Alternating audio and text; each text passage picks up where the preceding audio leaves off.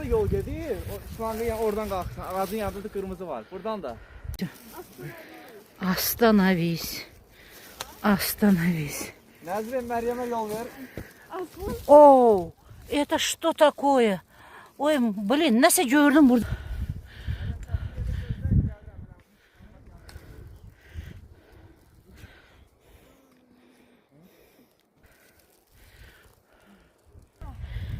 Haydi. Gel Meryem gel.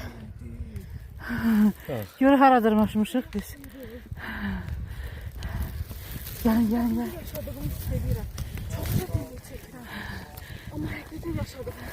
Ki yani ölmemişim ha. Akazvıska. Çok yavaş kızlar, çok yavaş.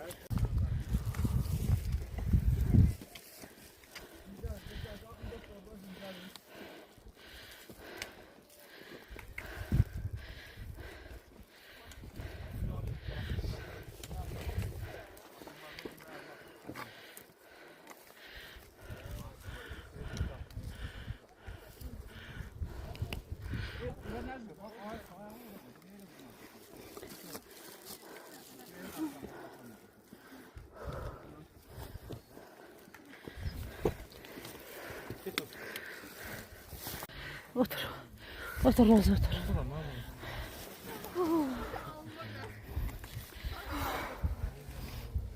Gör ağıllı adam buradır maşar. Ha Roza? Sence biz ağıllıyıq?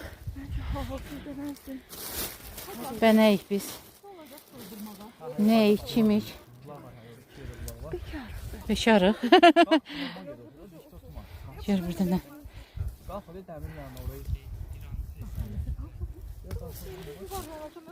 Biz bekar deyilik biz. Məcara xoşlayanıq, macara. Biz kayfərik ilə oturmuşuq bax burada. Bu miçəkdir. Bu dağın başında miçək nəzir başım çıxmadı. O bizim üstümüzde kalkır zaten, o uçmuş. Ha?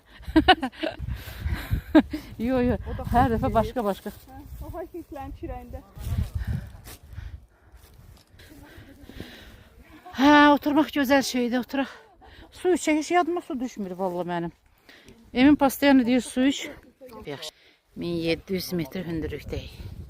Çıxmışıq.